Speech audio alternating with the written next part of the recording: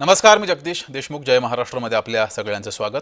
आज खग्रास चंद्रग्रहण आहे. भारतातून दिसणार आहे. रात्री 9:57 चंद्रग्रहणास सुरुवात होईल. काही मिनिटांमध्ये हे चंद्रग्रहण सुरू होईल. पूर्ण चंद्रग्रहण हे रात्री 11:42 ते 12:47 पर्यंत असेल. हे खग्रास चंद्रग्रहण भारताप्रमाणे संपूर्ण आशिया, आफ्रिका, युरोप, ऑस्ट्रेलिया, न्यूझीलंड इथून सुद्धा दिसणार आहे. तर यापुढील चंद्रग्रहण मंगळवार 3 मार्च 2026 रोजी होणार आहे. तर चंद्रग्रहण काही मिनिटांमध्ये सुरू होईल. रात्री 9:57 चंद्रग्रहणाला सुरुवात होणार आहे आणि हे चंद्रग्रहण सगळ्यांना पाहता येणार आहे. ज्या ज्या ठिकाणी निरभ्र आकाश असेल त्या ठिकाणी हे चंद्रग्रहण सर्वसामान्य जनतेला सुद्धा पाहता येणार आहे. तर हे खग्रास चंद्रग्रहण असणार आहे. गेल्या अनेक वर्षांनंतर हे चंद्रग्रहण होत आहे. अशा प्रकारचं हे चंद्रग्रहण होत आहे आणि या खग्रास चंद्रग्रहण केवळ भारतातच नाही तर जगातील इतरही खंडांमध्ये, देशांमध्ये हे चंद्रग्रहण अनेकांना पाहता येणार आहे. यानंतरचं चंद्रग्रहण हे मंगळवारी 3 मार्च 2026 रोजी होईल. मात्र आत्ताचं हे काही मिनिटांमध्ये सुरू होणारं चंद्रग्रहण हे केवळ भारतातच नाही तर भारतासोबतच आशिया, आफ्रिका, युरोप, ऑस्ट्रेलिया आणि न्यूझीलंड या देशांमध्ये सुद्धा पाहता येणार आहे. थोड्याच वेळात चंद्राला हे ग्रहण लागणार आहे आणि पूर्ण चंद्रग्रहण मात्र रात्री 11:42 ते रात्री 12:47 बघता येणार आहे. जवळपास 1 तास 5 मिनिटे पूर्ण चंद्रग्रहण असेल. ज्या ज्या ठिकाणी निरभ्र आकाश असेल त्या त्या ठिकाणी सर्वसामान्य जनतेला सुद्धा, नागरिकांना हे चंद्रग्रहण बघता येईल. सध्या पावसाचे दिवस आहेत त्यामुळे काही ठिकाणी ढग असतील. मात्र तरीसुद्धा ज्या ज्या ठिकाणी निरभ्र आकाश असेल, ढगांचं प्रमाण कमी असेल त्या त्या ठिकाणी पूर्ण चंद्रग्रहण हे रात्री 11:42 ते 12:47 पाहता येईल. कहा गया कि पूर्ण चंद्रग्रहण है. इससे पहले जो एक्लिप्स हुआ था वो लूनर एक्लिप्स हुआ था, वो था कि पार्शियल एक्लिप्स था, लेकिन ये टोटल है. टोटल रेड हो जाएगा हमारा ब्लड मून जिसको कहते हैं. बहुत शुक्रिया सर, ये nice. Thank you, thank you.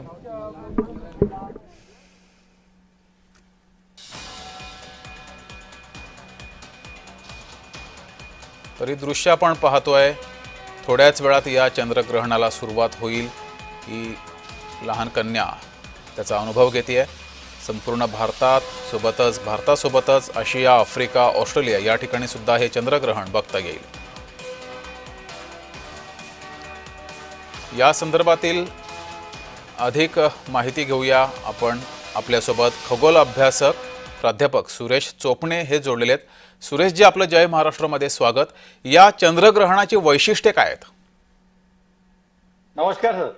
हां, नमस्कार, बोला. हा, पुन्हा एकदा नमस्कार. हां, चोपणे सर, चंद्रग्रहण थोड्याच मिनिटांमध्ये सुरू होत आहे. या चंद्रग्रहणाची वैशिष्ट्ये काय आहेत आणि जगभरात कुठल्या ठिकाणाहून हे बघता येईल? चंद्रग्रहणाचं वैशिष्ट्य यासाठी आहे की गेल्या 2-3 वर्षापासून भारतामध्ये चांगलं चंद्रग्रहण आणि चांगलं सूर्यग्रहण ते आपल्याला पाहता आलं नाहीये. हे या 2025 मधलं पहिलं चंद्रग्रहण आहे जे आपल्याला खग्रास चंद्रग्रहण पाहता येईल, ज्याला आपण रेड मून म्हणतो. आपण चंद्र लाल असा आपल्याला दिसतो, खग्रास ग्रहण दिसतो. त्याच्यामुळे या आणि विशेषतः काही महाराष्ट्रामध्ये काही ठिकाणी आकाशामध्ये ढगाळ वातावरण पण नाही आहे, खूप ठिकाणी नाही आहे, काही ठिकाणी जरूर असेल. आणि अशा प्रकारे एक ज्याला आपण रेडमून म्हणतो आपण, तर तशा प्रकारचं चंद्रग्रहण आपल्याला पाहण्याची संधी ही खूप मोठी आली आहे. खरं तर आपण आपल्याकडे अनेक लोक आजही अंधश्रद्धा बाळगतात, परंतु विद्यार्थ्यांसाठी आणि जे खगोल अभ्यासक लोक आहेत, जे चांगले अभ्यासक लोक आहेत, त्यांच्यासाठी ही एक सुवर्ण संधी असते की आपल्याला अवकाशामधली ही जी ग्रहणांची जी सुंदर एक घटना आहे ती घटना आपल्याला पाहायला मिळते. याचा उपयोग म्हणून विशेषतः विद्यार्थी, शिक्षक आणि जे खगोल अभ्यासक आहेत त्यांच्यासाठी ही फार महत्वाची घटना आहे. ही घटना विशेषतः यासाठी पण महत्वाची आहे की आपल्याकडे युरोप आहे, आफ्रिका खंड आहे, आशिया आहे आणि इकडे दक्षिणेकडला जे ऑस्ट्रेलियाचा काही भाग आहे, या ठिकाणाहून आपल्याला ही जी खग्रास स्थिती आपल्याला पाहता येते. ही खग्रास स्थिती आकाशामध्ये कशा प्रकारे तयार होते या संदर्भात थोडी माहिती द्या. आपल्याला माहिती आहे की अवकाशामध्ये चंद्र, सूर्य आणि पृथ्वी हम्म. हे जेव्हा एका रेषेमध्ये येतात, हो. विशेषतः जसं आता आपण पश्चिमेकडे सूर्य मावळलेला आहे आणि पृथ्वी मध्ये आहे आणि पूर्वेकडे चंद्र आहे. म्हणजेच आपल्याला पृथ्वी मध्ये आहे आणि चंद्र पूर्वेकडे आहे आणि एका रेषेमध्ये आलेले आहे अगदी. आणि अशा वेळेस आपल्याला चंद्रग्रहण विशेषतः आणि ते खग्रास चंद्रग्रहण आपल्याला पाहता येतं. अनेकदा चंद्र मध्ये असतो, पृथ्वी दुसऱ्या बाजूला असते. अशा वेळेस सूर्यग्रहण आपल्याला पाहता येते, कारण चंद्र हा सूर्याला झाकून घेतो आणि पृथ्वीवरून आपल्याला तर जे काही ठिकाणी खग्रास ज्याला म्हणतो आपण, खंडग्रास, सूर्यग्रहण पण पाहता येते. पुढे होणारं जे सूर्यग्रहण आहे ते आपल्याकडे दिसणार नाहीये, ते दक्षिणेकडे दिसणार आहे. बरं. त्याच्यामुळे ही संधी आपल्याकडे राहणार नाहीये. फक्त हे एकमेव ग्रहण आहे जे आपल्याकडे आता भारतातून दिसणार आहे. बरं. चोपणे सर, या ग्रहणाच्या काळामध्ये अनेक श्रद्धा, अंधश्रद्धा सुद्धा आहेत. जेवू नका, झोपू नका, किंवा लहान मुलं, वृद्ध यांना त्रास होतो. यावर थोडा प्रकाश टाका. ह्या खरंच श्रद्धा, अंधश्रद्धा आहेत की यामागे काही शास्त्रीय कारण आहे? ते खरं तर लाखो करोडो वर्षापासून ग्रहण होत आहे, वेगवेगळी ग्रहण होत आहे. तेव्हा माणसांना माहित पण नव्हतं की ग्रहण होतात, ग्रहणाचा परिणाम माणसावर होतो, हे माहित पण नव्हतं. विशेषतः जेव्हा एखाद्या 1000 वर्षापूर्वीपासून जेव्हा कालगणना सुरू झाल्या किंवा अवकाशामधले ग्रहण लोकांना माहीत झाले आणि मग विशेषतः लोकांना कळायला लागलं की नाही, हे जे सूर्य जेव्हा काळा होतो, सूर्य झाकला जातो, कधी चंद्र झाकला जातो आणि अशा वेळेस मग याचा परिणाम माणसावरती होतो असं लोकांना वाटायला लागलं. परंतु वैज्ञानिक दृष्ट्या आपण जर अभ्यास केला तर अशा घटना नियमित होत असतात. म्हणजे अवकाशामध्ये सतत या घटना होत असतात. आपल्या सुद्धा सूर्यमालेमध्ये सतत या घटना, म्हणजे प्रत्येक जे ग्रह आहे, उपग्रह आहे, त्यांच्या सावल्या आहे, या सतत असतात. दररोज रात्री पण आपल्याकडे सावलीच असते, खरं तर संपूर्णपणे सावली असते. आणि दररोज चंद्रग्रहण, सूर्यग्रहणाच्या सावल्या कुठं ना कुठं तरी आपल्याला पडल्या असतात. त्याचा काही परिणाम आपल्याकडे होत नाही. परंतु धार्मिक दृष्ट्या लोकांनी, ज्योतिषाच्या दृष्टिकोनातून लोकांनी हा जो भ्रम आहे हा लोकांमध्ये पसरवला आणि तेव्हापासून मग लोकांनी मानायला चालू केलं की नाही, जेव्हा चंद्रग्रहण असेल, जेव्हा सूर्यग्रहण असेल, तर त्या काळामध्ये लोकांना सांगायला सुरुवात केली की आपण ते पाहू नये, बाहेर निघू नये, कुठल्याही प्रकारचं अन्न प्राशन करू नये, पाणी पिऊ नये, वगैरे वगैरे. अशा खूप काही अंधश्रद्धा आहेत की ज्या सध्या लांबल्या गेल्या आहेत. म्हणजे माझं स्वतःचं लहानपण गेलं, मी प्रत्येक सूर्यग्रहण, प्रत्येक चंद्रग्रहण पाहत आलेलो आहे आणि गावाच्या लोकांना पण खूप मोठ्या पाहत आलो आहे. अजूनही लोक, अभ्यासू लोक, वैज्ञानिक लोक पण पाहत असतात. परंतु 90% लोकांमध्ये हे जे अंधश्रद्धा असते त्याचा परिणाम लोक अजूनही बाळगतात. अजूनही ज्योतिष लोक मांडतात, ग्रह गोलाचा अजूनही ते लोक अशा पद्धतीने आपल्याला परिणाम होतो असा अभ्यास करतात आणि म्हणून मग हे मांडले जातात. परंतु याचा कुठलाही काहीही परिणाम होत नाही. दररोज रात्री ह्याच्या घटना होत असतात, दररोज अशा घटना होत असतात, वर्षभर अशा घटना होत असतात. जी. चोपणे सर, आज राज्यभरातील अनेक मंदिरं सुद्धा या काळामध्ये बंद असतील. काहींनी त्यांच्या आरतीची वेळ बदललेली आहे. याकडे तुम्ही कसं बघताय? दर्शनासाठी अनेक मंदिरं बंद आहेत.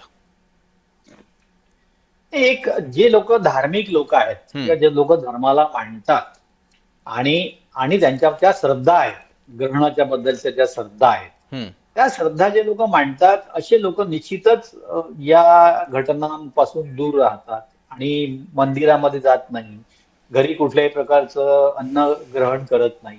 म्हणजे विज्ञान युगामध्ये आपण राहतो, पण विज्ञान युगात राहत असताना, इतका मोठा आपण अभ्यास करत असताना सुद्धा अशी 90% लोक अशी आहेत की या ग्रहणांना मानतात.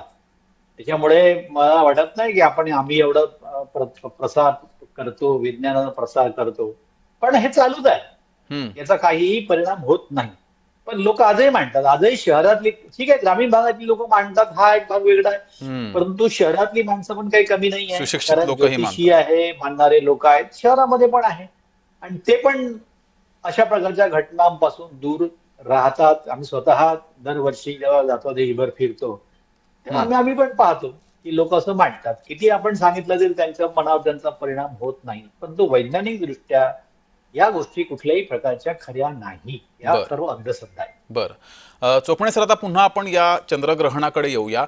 आजचा हा चंद्रग्रहण जो काही मिनिटांमध्ये सुरू होणार आहे, हा चंद्रग्रहण गेल्या अनेक वर्षांपासून झाला नाहीये किंवा पुढच्या काही वर्षामध्ये होणार नाही, असं काही आहे की साधावाला चंद्रग्रहण आहे जो नेहमी काही वर्षांनी होत असतो?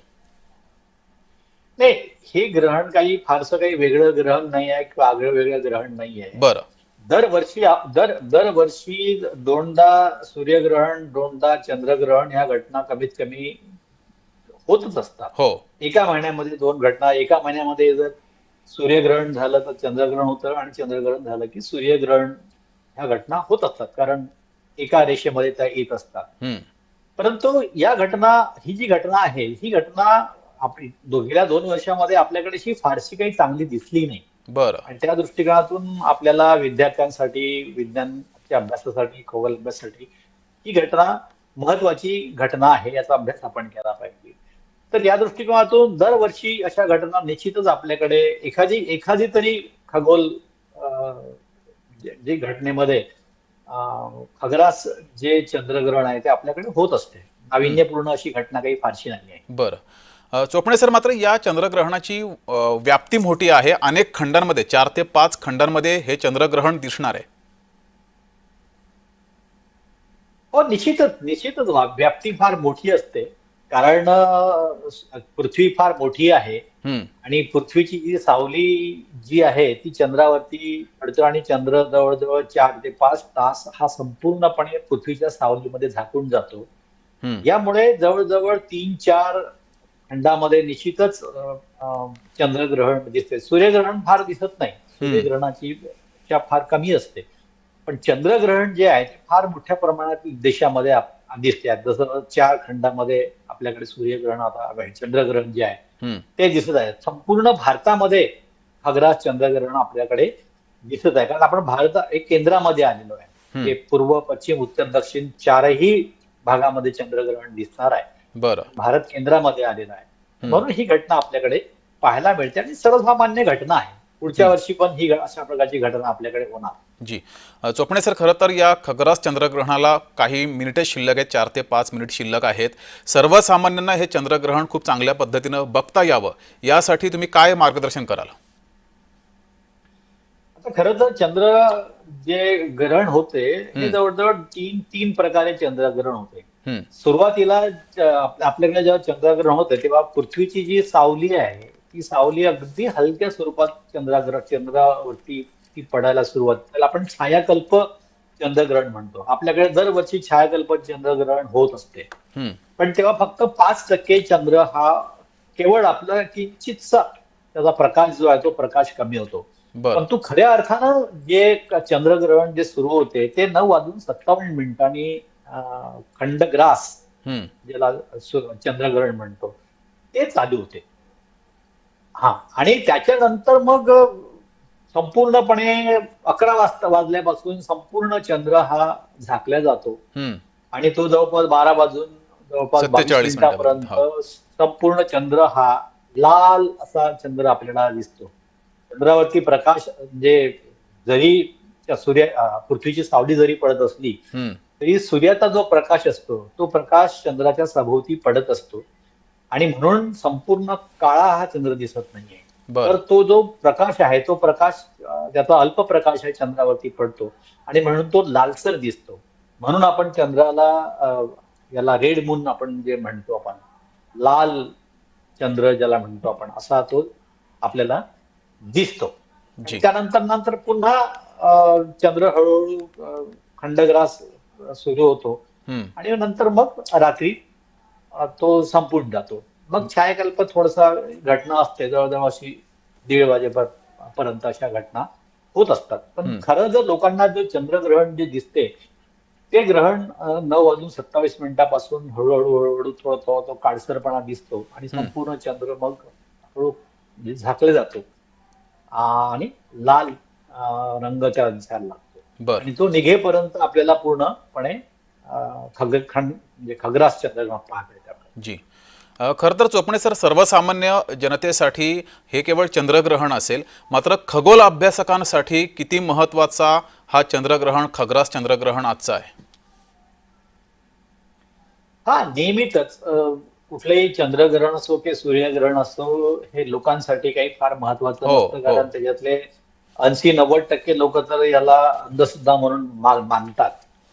परंतु विद्यार्थ्यांसाठी, खगोल अभ्यासकांसाठी आणि सर्वसाधारण जे विज्ञानाचा अभ्यास करणारी जी लोक आहेत यांच्यासाठी ह्या घटना फार महत्वाच्या असतात. हम्म. कारण चंद्र, पृथ्वी आणि सूर्य हे किती एका रेषेमध्ये येतात का, हम्म. एका लाईन मध्ये येतं का, आणि किती कक्षा त्याची असते हे आपल्याला पाहता येतं.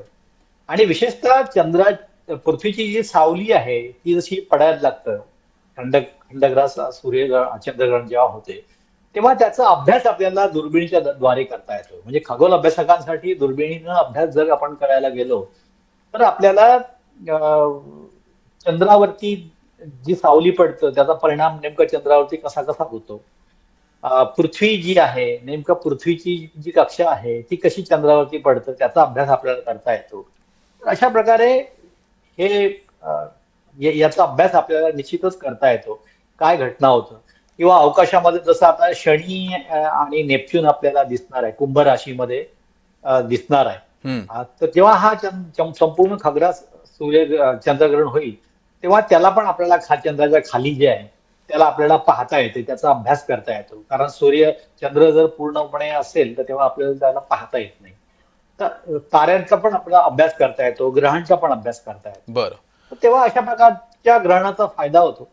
एक शास्त्रीय दृष्ट्या अभ्यास करता येतो, खगोलीय दृष्ट्या अभ्यास करता येतो. नक्कीच. तर चोपणे सर, धन्यवाद.